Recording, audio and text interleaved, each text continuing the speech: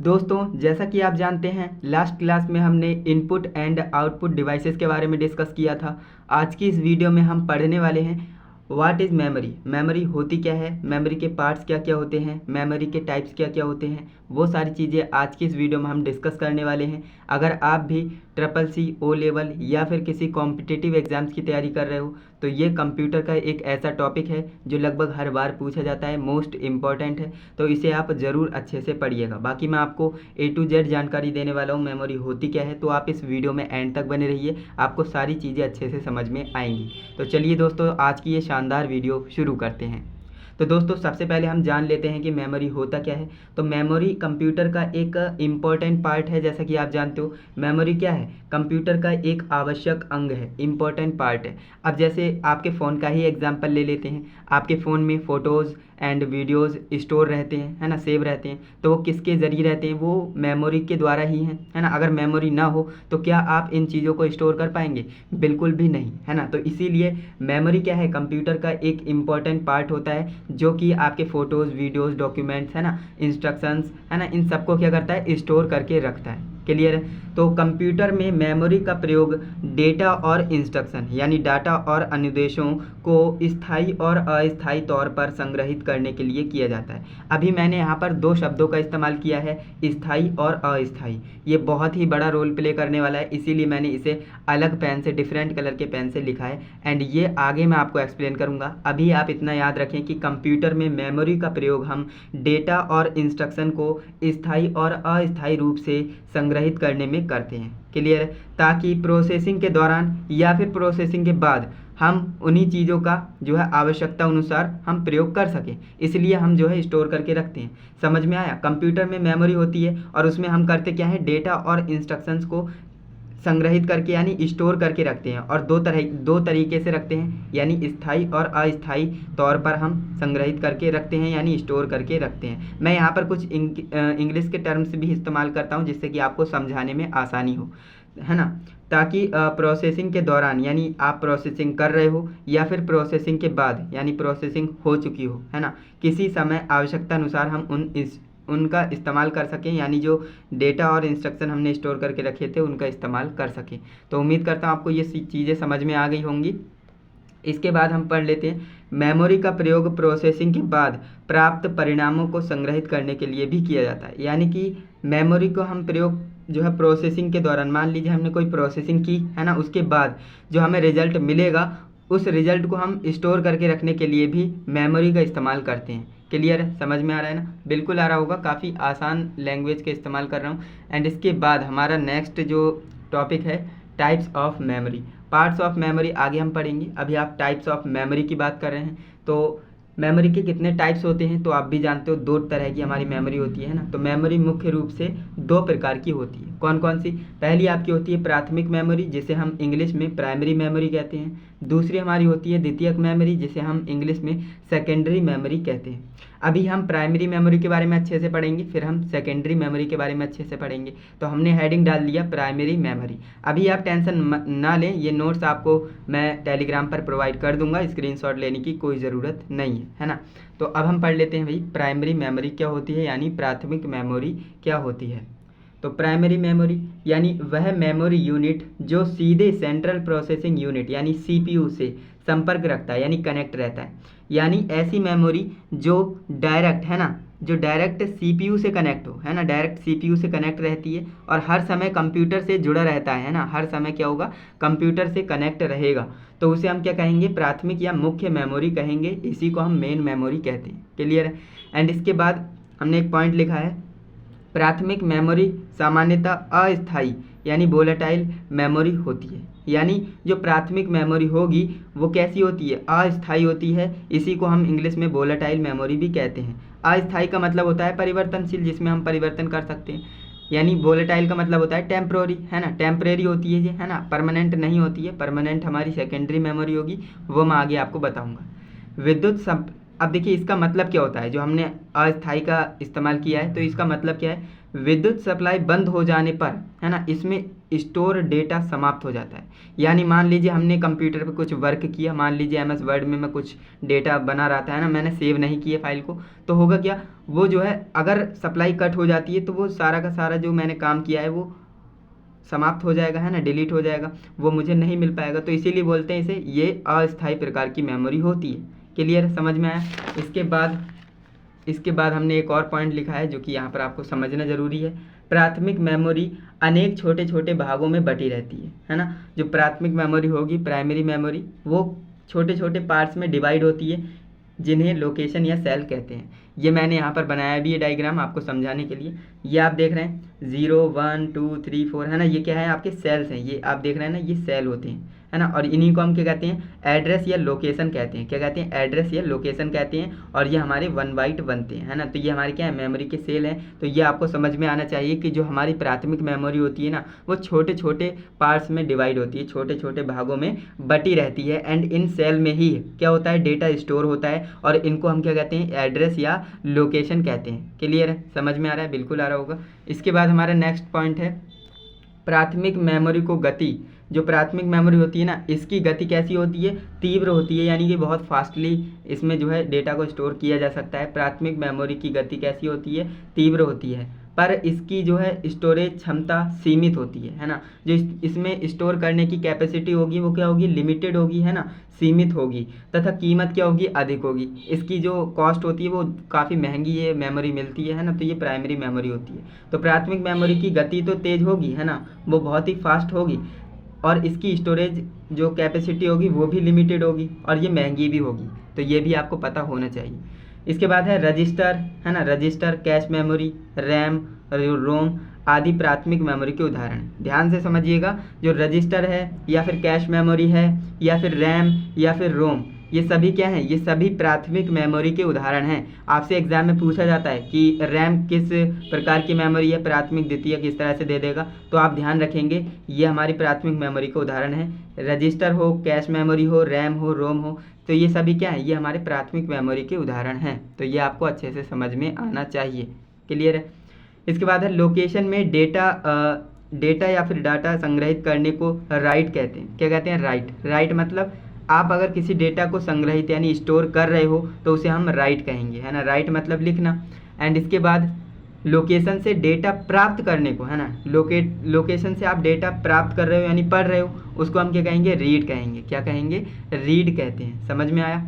And इसके बाद प्राथमिक मेमोरी मुख्यतः इलेक्ट्रॉनिक या सेमीकंडक्टर मेमोरी होती है। कैसी होती है, जो हमारी प्राइमरी मेमोरी होती है वो मुख्यतः कैसी होती है, नॉर्मली इलेक्ट्रॉनिक या सेमीकंडक्टर मेमोरी होती है। तो ये भी आपको पता होना चाहिए। इसके बाद हमारा नेक्स्ट पॉइंट है, इस मेमोरी में आईसी यानी इंटीग्रेटेड सर्किट। आईसी की फुल फॉर्म पूछी जाती है तो याद रखेंगे इंटीग्रेटेड सर्किट, है ना। तो इस मेमोरी में आईसी यानी इंटीग्रेटेड सर्किट का प्रयोग किया जाता है जो सिलिकॉन चिप के बने होते हैं, है ना। आईसी किसके बनी होती है, सिलिकॉन चिप के बने होते हैं। तो ये आपको याद रखना है।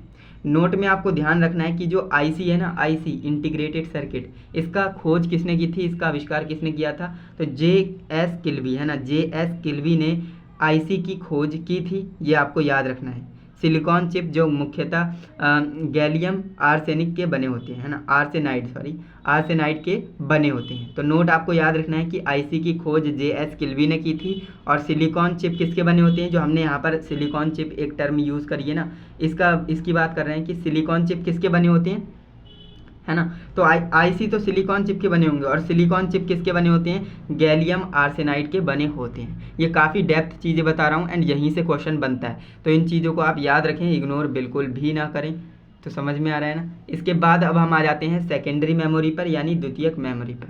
सोचिए अभी तक हमने प्राइमरी मेमोरी के बारे में पढ़ा है, जो कि इतनी चीज़ें मैंने आपको बताई है ना, इससे बाहर क्वेश्चन आता ही नहीं है। तो आपको करना क्या है, जितना मैं पढ़ा रहा हूँ इतना आपको अच्छे से समझ में आना चाहिए। एंड इसके बाद हम बात कर लेते हैं भैया सेकेंडरी मेमोरी क्या होती है, द्वितीयक मेमोरी, है ना।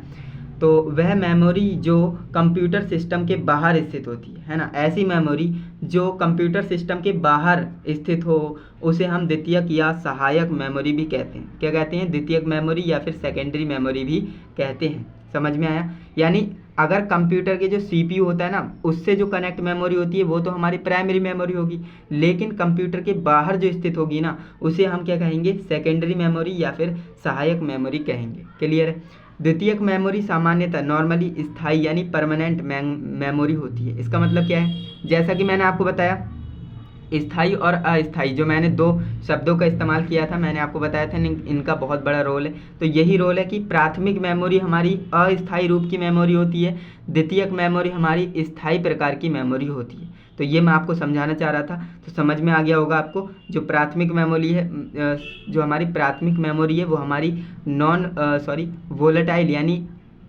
जो वॉलेटाइल किसे कहते हैं, जो परमानेंट नहीं होती है ना, अस्थायी प्रकार की मेमोरी है, टेम्पररी मेमोरी है। लेकिन जो द्वितीयक मेमोरी होती है ना, ये हमारी स्थायी यानी परमानेंट मेमोरी होती है। तो ये आपको याद रखना है।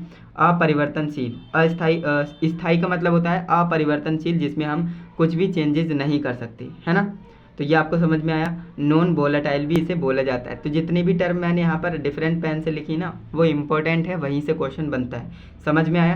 द्वितीयक मेमोरी सामान्यतः स्थायी यानी परमानेंट प्रकार की मेमोरी होती है, यानी अपरिवर्तनशील होती है, इसमें कोई चेंजेस नहीं कर सकते। नॉन वोलेटाइल मेमोरी होती है। समझ में आया।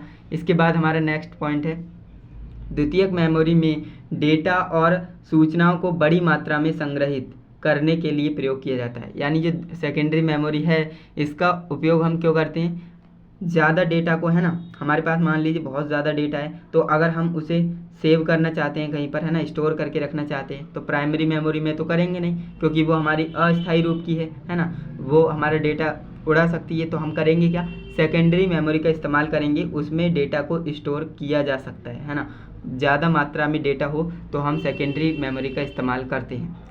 इसकी स्टोरेज क्षमता लगभग असीमित प्रकार की होती है, यानी कि जो सेकेंडरी मेमोरी है, इनकी स्टोरेज कैपेसिटी बहुत ज़्यादा तक आती है। यानी ये आपके यूज़ पर डिपेंड करती है कि आपका कितना यूज़ है, कितना बड़ा यूज़ है ना। लोग एक टीबी की भी जो है सेकेंडरी मेमोरी आती है, टीबी टेराबाइट, है ना। अभी ये क्या है वो मैं आगे बताऊंगा आने वाले वीडियोज़ में, टेराबाइट, गीगाबाइट, है ना, ये क्या होते हैं। तो अभी आपको ये समझना है कि जो सेकेंडरी मेमोरी है ना, इसकी कोई लिमिट नहीं होती है, ये असीमित प्रकार की जो है मेमोरी आती है मार्केट में। आपके यूज़ पर डिपेंड करती है कि आप कितने जीबी का इस्तेमाल करना चाहते हो, है ना। 64 GB, 128 GB, है ना, 256 GB, तो बहुत ज़्यादा जो है जीबी की भी आती हैं, स्टोरेज करने की क्षमता पर डिपेंड करती है। इसका प्रयोग मुख्यतः डेटा बैकअप को स्टोर करने के लिए किया जाता है। इसका मतलब क्या हुआ, इसका मतलब ये है कि हमारे पास कोई डेटा है ना, और उसको हम बैकअप के तौर पर स्टोर करना चाहते हैं, है ना, जिससे कि हमें आगे उस बैकअप की ज़रूरत पड़ सकती है, तो हम सेकेंडरी मेमोरी का इस्तेमाल करेंगे। समझ में आया। इसके बाद नेक्स्ट है, यह डेटा व सॉफ्टवेयर स्टोरेज का एक सस्ता और लोकप्रिय माध्यम है। यानी अगर आपको डेटा या सॉफ्टवेयर स्टोरेज करना है तो ये सबसे सस्ता और लोकप्रिय माध्यम हो सकता है। समझ में आया। इसके बाद नेक्स्ट हमारा पॉइंट है, ये वीडियो हो सकता है थोड़ी बड़ी बने, लेकिन इम्पोर्टेंट इन्फॉर्मेटिव वीडियो होगी, क्योंकि इसमें मैंने मेमोरी की A to Z कंप्लीट जानकारी इसमें दी है ना। यह स्थायी यानी नॉन वोलेटाइल मेमोरी होती है, मैंने आपको बता ही दिया। जो सेकेंडरी मेमोरी है वो कैसी है, नॉन वोलेटाइल है, यानी स्थायी मेमोरी है ना। इसी को हम क्या कहते हैं, परमानेंट मेमोरी कहते हैं, जिसे हम चेंजेस नहीं कर सकते, जिसमें विद्युत सप्लाई बंद हो जाने पर भी डेटा बना रहता है। यही मैंने आपको बताया था। मान लीजिए आप कहीं कंप्यूटर में काम कर रहे हो और आपने उस फाइल को सेव नहीं किया है, तो वो रैंडमली लाइट कटने पर आपका जो डेटा है वो बेकार हो जाएगा, है ना, डिलीट हो जाएगा। लेकिन अगर आपने उसे सेव कर लिया होगा ना, तो वो स्थायी मेमोरी में सेव हो जाता है। फिर चाहे आपकी लाइट कट जाए या फिर कुछ भी हो जाए, आपका डेटा बिल्कुल सेफ रहता है। समझ में आ रहा है ना। कंप्यूटर में डेटा को सेव करने पर वह सहायक मेमोरी में स्टोर हो जाता है। यानी अगर आपने कंप्यूटर में किसी डेटा को सेव कर दिया है ना, तो वो आपका प्राइमरी मेमोरी में नहीं रहेगा, बल्कि वो सेकेंडरी यानी सहायक मेमोरी में स्टोर हो जाता है। सहायक मेमोरी को ही हम क्या कहते हैं, सेकेंडरी मेमोरी कहते हैं। समझ में आ रहा है। इसके बाद नेक्स्ट हमारा है magnetic tape, magnetic disk, floppy disk तथा हार्ड डिस्क तथा optical disk, CD, DVD, Blu ray disk, है ना, सहायक। ये सभी क्या हैं, ये सभी द्वितीयक मेमोरी के उदाहरण हैं, और ये सारी चीज़ें आपको पता होनी चाहिए। एग्जाम में पूछ लेगा कि मैग्नेटिक डिस्क किस प्रकार की मेमोरी है, तो आपको ऑप्शन दे देगा प्राथमिक, द्वितीयक, है ना, तो आपको लगाना रहेगा। तो इसीलिए मैं आपको बोल रहा हूँ, जो मैग्नेटिक टेप है या फिर मैग्नेटिक डिस्क है, फ्लॉपी डिस्क, हार्ड डिस्क, है ना, जो हमारा मैग्नेटिक डिस्क है ना, इसके ही दो पार्ट्स होते हैं। कौन कौन से, फ्लॉपी डिस्क और हार्ड डिस्क, है ना। ऑप्टिकल डिस्क, ऑप्टिकल डिस्क के क्या क्या पार्ट होते हैं, जैसे CD हो गया, DVD हो गया, ब्लूरे डिस्क हो गया, है ना। तो ये सभी के सब क्या हैं, ये हमारे द्वितीयक मेमोरी के उदाहरण हैं। तो ये आपको पता होना चाहिए।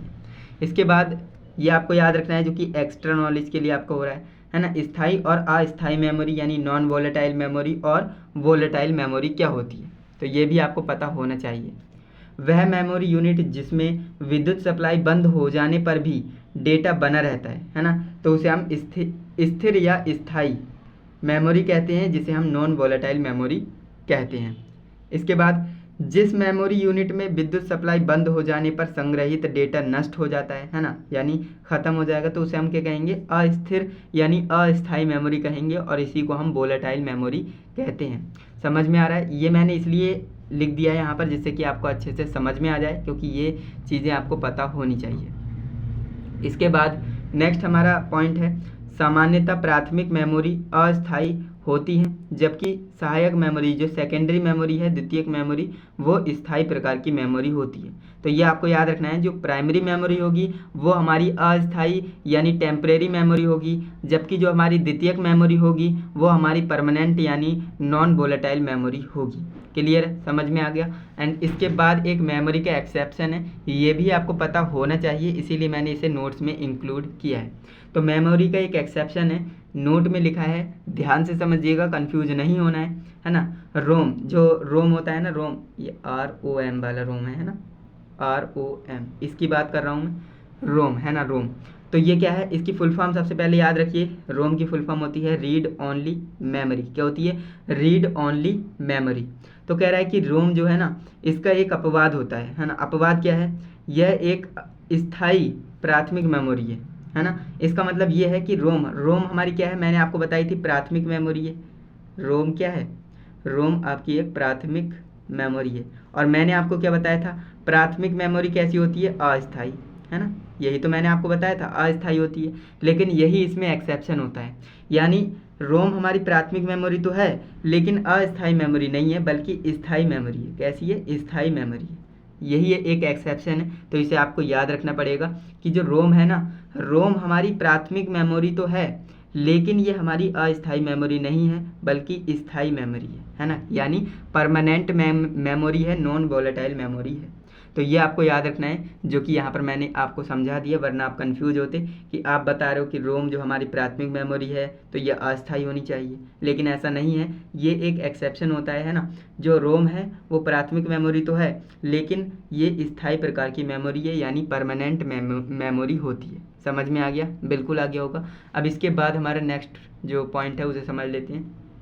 अभी तक हमने प्राथमिक और द्वितीयक मेमोरी के बारे में अच्छे से समझ लिया है। अब मैं कुछ इम्पोर्टेंट पॉइंट्स आपको बता रहा हूँ, ये आप याद रखेंगे। सबसे पहले RAM है ना, रैम, ये नाम आपने सुना होगा, रैम। तो इसके बारे में जान लेते हैं, ये क्या है? प्राथमिक मेमोरी है ना, रैम। तो बात करते हैं कि रैम, जिसकी फुल फॉर्म होती है रैंडम एक्सेस मेमोरी। क्या होती है? Random access memory. तो इसके बारे में पढ़ लेते हैं कि ये क्या होता है। जिस मेमोरी यूनिट में किसी भी लोकेशन पर संग्रहित डेटा को पढ़ने या डेटा स्टोर करने में एक समान समय लगे, है ना, तो उसे हम क्या कहेंगे? रैंडम एक्सेस मेमोरी यानी रैम कहेंगे। समझ में आया? यानी जिस मेमोरी यूनिट में किसी लोकेशन पर हमें डेटा को स्टोर करना है ना, या पढ़ना है, तो उसको जो है ऐसा करने में हमें सेम टाइम लग रहा है, यानी पढ़ने में भी और स्टोर करने में भी क्या है? सेम टाइम लग रहा है। तो ऐसी मेमोरी को हम रैम कहेंगे, रैंडम एक्सेस मेमोरी कहेंगे। समझ में आ गया? एंड इसके बाद प्राथमिक या सेमीकंडक्टर मेमोरी सामान्यतः रैंडम एक्सेस मेमोरी ही होते हैं। यानी जो प्राथमिक या सेमीकंडक्टर मेमोरी होते हैं ना, यानी जो प्राथमिक मेमोरी होते हैं वो हमारी कैसे होते हैं? रैम होते हैं, रैंडम एक्सेस मेमोरी ही होते हैं।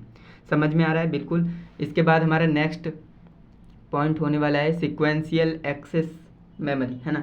सिक्वेंशियल एक्सेस मेमोरी किसे कहते हैं, ये आपके लिए समझना ज़रूरी है। देखिए, सिक्वेंशियल एक्सेस मेमोरी किसे कहते हैं? किसी मेमोरी के डेटा को क्रमानुसार करके, है ना, क्रमानुसार का मतलब होता है सीक्वेंस के थ्रू, है ना, एक के बाद दो, दो के बाद तीन, है ना, ये आपका क्या होता है? सीक्वेंस होता है। तो किसी मेमोरी के डेटा को क्रमानुसार, है ना, क्रमानुसार एक के बाद एक करके ही पढ़ा जा सके, है ना, तो इस प्रकार की मेमोरी को हम सिक्वेंशियल एक्सेस मेमोरी कहते हैं। क्या कहते हैं? सिक्वेंशियल एक्सेस मेमोरी कहते हैं।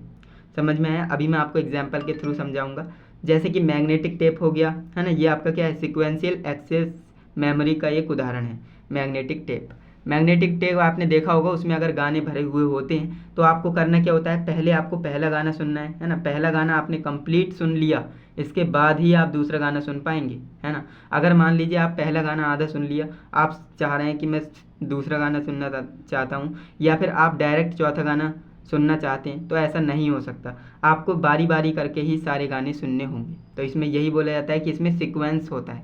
इसमें सीक्वेंस होता है जो डायरेक्ट 2 3 4 5 पर नहीं पहुंच सकता, एक एक करके ही पहुंचेगा। यानी आपने पहला गाना पूरा सुन लिया, इसके बाद ही दूसरे गाने पर जाएगा। दूसरा गाना कंप्लीट आपने सुन लिया, इसके बाद ही तीसरा गाना आप सुन पाएंगे। तो ये होता है सिक्वेंशियल एक्सेस मेमोरी, है ना। तो आपको समझ में आ गया होगा। इसके बाद डायरेक्ट एक्सेस मेमोरी के बारे में बात कर लेते हैं। डायरेक्ट एक्सेस मेमोरी क्या होता है?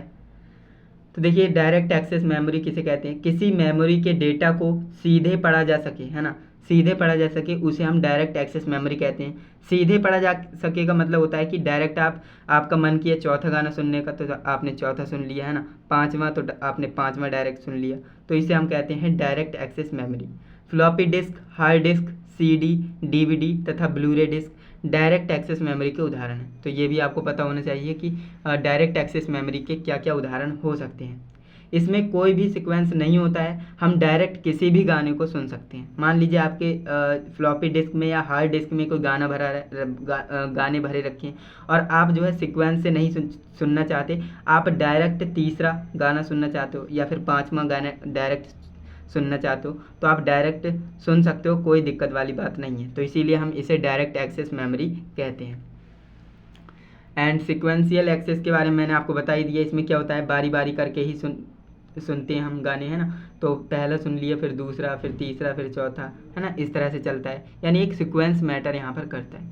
लेकिन जो हमारे रैंडम एक्सेस मेमोरी है, इसमें हम रैंडमली कहीं से भी, है ना, डायरेक्ट हम पाँचवा गाना सुन सकते हैं, दूसरा, तीसरा, है ना, आगे पीछे हम जा सकते हैं, है ना। मान लीजिए आप तीसरा गाना सुन रहे थे, आठवां गाना सुन रहे थे, आप दूसरा सुनना चाहते हो, यानी आगे पीछे हम कर सकते हैं, अपने मन के अनुसार हम किसी भी गाने को सुन सकते हैं। तो ये हमारा रैंडम एक्सेस का होता है उदाहरण। समझ में आ गया। अब हम इसके बाद एक मोस्ट इम्पॉर्टेंट टॉपिक डिस्कस करने वाले हैं, जो कि है क्लासिफिकेशन ऑफ मेमोरी। मैंने आपको बताया था ना, parts of memory, types of memory, classification of memory, सारी चीज़ें आपको इस वीडियो में मिलेगी। एंड ये हमारा लास्ट टॉपिक होने वाला है ना। तो इसके बाद हम वीडियो को एंड करेंगे। हो सकता है वीडियो जी ज़्यादा बड़ी बन गई हो, लगभग 20 से 25 मिनट की बन जाए, तो टेंशन नहीं लेना है। आपका ये वीडियो मेमोरी का पूरा कंसेप्ट क्लियर करके देगा, ऐसा मैं 100% कह सकता हूँ। तो चलिए दोस्तों, अब हम सीख लेते हैं कि क्लासिफिकेशन ऑफ मेमोरी क्या होता है, किस मेमोरी के कितने पार्ट्स होते हैं, है ना, उसके टाइप्स क्या क्या होते हैं, वगैरह वगैरह, हम सारी चीज़ों को डिस्कस कर लेते हैं। तो दोस्तों आप देख सकते हैं, मैंने इसे थोड़ा सा जूम आउट किया है, एंड यहाँ से आपको सारी चीज़ें अच्छे से विजिबल होंगी। तो अब हम समझ लेते हैं कि मेमोरी के कितने कितने पार्ट्स होते हैं, कितने कितने टाइप्स होते हैं। उन सभी को हम अच्छे से पढ़ लेते हैं, मेमोरी का क्लासिफिकेशन किस तरह से किया गया है। तो देखिए, सबसे पहले हम बात करें मेमोरी की, तो मैंने आपको बताया मेमोरी दो प्रकार की होती है। कौन कौन सी? प्राइमरी मेमोरी और सेकेंडरी मेमोरी, है ना, प्राथमिक मेमोरी और द्वितीयक मेमोरी। अब हम बात कर लेते हैं प्राइमरी मेमोरी में क्या क्या आता है। तो प्राइमरी मेमोरी में हमारा रोम आ जाता है ना, कैश मेमोरी आ जाता है, और रैम आ जाता है। रोम को ही हम क्या कहते हैं, नॉन वोलेटाइल कहते हैं। रैम को हम क्या कहते हैं, वोलेटाइल कहते हैं, है ना। ये स्थायी प्रकार की मेमोरी होती है और ये अस्थायी प्रकार की मेमोरी होती है ना। और जो हमारी सेकेंडरी मेमोरी है ना, ये तो स्थायी प्रकार की मेमोरी होती ही होती है ना। लेकिन ये हमारा क्या है, ये हमारा एक एक्सेप्शन होता है, मैंने आपको बता दिया, इस पर ज़्यादा हम डीप में अब नहीं जाएंगे, है ना, जिससे कि वीडियो बड़ी बन जाए। तो अब यहाँ पर आपको समझ में आ गया, मेमोरी हमारी दो तरह की होती है, प्राइमरी और सेकेंडरी। प्राइमरी मेमोरी के 3 पार्ट्स होते हैं, कौन कौन से? स्थायी मेमोरी, कैश मेमोरी और वोलेटाइल मेमोरी यानी अस्थायी मेमोरी, है ना। अब देखिए, रोम, रैम और कैश मेमोरी। अब इसमें क्या होता है ना, रोम के भी कुछ पार्ट्स होते हैं। रोम के कौन कौन से पार्ट्स होंगे? एम रोम, है ना, जिसे हम मास्क रोम कहते हैं। रोम की फुल फॉर्म मैंने आपको बताई ही, रीड ओनली मेमोरी, है ना। इसके बाद पी रोम होता है programmable read only memory. EPROM होता है erasable programmable read only memory. इसके बाद ईईपी रोम होता है ना, electrically erasable programmable read only memory. तो ये आपको समझ में आ गया कि जो प्राइमरी मेमोरी है उसमें रोम जो होता है ना, रोम के भी 4 पार्ट्स होते हैं, एम रोम, पी रोम, ईपी रोम, ईईपी रोम। समझ में आ गया। इसके बाद कैश मेमोरी का कोई भी पार्ट नहीं होता, कोई भी टाइप्स नहीं होता, है ना। इसके बाद हमारा जो अस्थायी मेमोरी है यानी रैम। रैम क्या है? अस्थायी मेमोरी। तो रैम के दो प्रकार होते हैं, कौन कौन से? एस रैम और डी रैम, स्टैटिक रैम और डायनामिक रैम। स्टैटिक का मतलब होता है स्टैटिक रैंडम एक्सेस मेमोरी, और ये हमारा डायनामिक रैंडम एक्सेस मेमोरी। तो ये मैं फुल फॉर्म भी बताते हुए चल रहा हूँ, हो सके तो आप नोट डाउन कर लीजिएगा। तो ये आपका रैम के प्रकार हो गए, है ना। अब इसके बाद देखिए, जो हमारा प्राइमरी मेमोरी है, बस इतना ही इसके टाइप्स थे जो कि मैंने आपको समझा दिए। प्राइमरी मेमोरी में क्या चला, मैंने आपको बताया। प्राइमरी मेमोरी में हमारे 3 पार्ट्स थे, रोम, कैश मेमोरी, रैम, है ना। इसके बाद रोम के जो टाइप्स थे वो मैंने आपको बता दिए। इसके बाद कैश मेमोरी का कोई टाइप्स नहीं था, है ना। इसके बाद रैम के 2 टाइप्स थे वो मैंने आपको बता दिए। इसके बाद अब आ जाते हैं सेकेंडरी मेमोरी पर। ये सारे के सारे सेकेंडरी मेमोरी के ही प्रकार हैं और यहीं से क्वेश्चन ज़्यादा बनता है, तो ध्यान से समझिएगा। सेकेंडरी मेमोरी जो कि स्थायी प्रकार की मेमोरी होती है, मैंने आपको बता रखा, और ये हमारा जो है कंप्यूटर्स के बाहर का स्थित भाग होता है ना। और प्राइमरी मेमोरी क्या होता है? सीपीयू से कनेक्टेड भाग होता है, मैंने आपको बता दिया, है ना। तो सेकेंडरी मेमोरी में कितने पार्ट्स होते हैं? तो 2 प्रकार होते हैं, कौन कौन से? क्रमानुसार यानी सिक्वेंशियल, और दूसरा होता है डायरेक्ट मेमोरी, है ना। क्रमानुसार में कौन कौन आ जाता है? क्रमानुसार का मतलब होता है सिक्वेंशियल मेमोरी, और सिक्वेंशियल मेमोरी का मतलब होता है मैग्नेटिक टेप। मैग्नेटिक टेप में हम क्या करते हैं, आप मान लीजिए आपके मैग्नेटिक टेप में गाने भरे रखे हैं, तो आप क्या करेंगे, उसमें डायरेक्ट किसी भी गाने को नहीं सुन पाएंगे। पहले आपको पहला गाना सुनना होगा, फिर दूसरा, फिर तीसरा, इस तरह से सिक्वेंस के थ्रू ही आप गाने को सुन पाएंगे। तो ये आपका होता है सिक्वेंशियल एक्सेस मेमोरी, जो कि हमारा है मैग्नेटिक टेप। इसके बाद डायरेक्ट मेमोरी। डायरेक्ट मेमोरी का मतलब होता है जैसे हम डायरेक्ट किसी भी गाने को सुन सकें, उसे हम डायरेक्ट एक्सेस मेमोरी कहते हैं। इसमें क्या किया, जैसे फ्लॉपी डिस्क आ गया, हार्ड डिस्क, है ना, सीडी, डीवीडी, तो ये क्या है? ये आपके डायरेक्ट एक्सेस मेमोरी के उदाहरण हैं। समझ में आ गया। अब देखिए, जो हमारा मैग्नेटिक टेप है ना, इसका तो कोई टाइप्स है नहीं।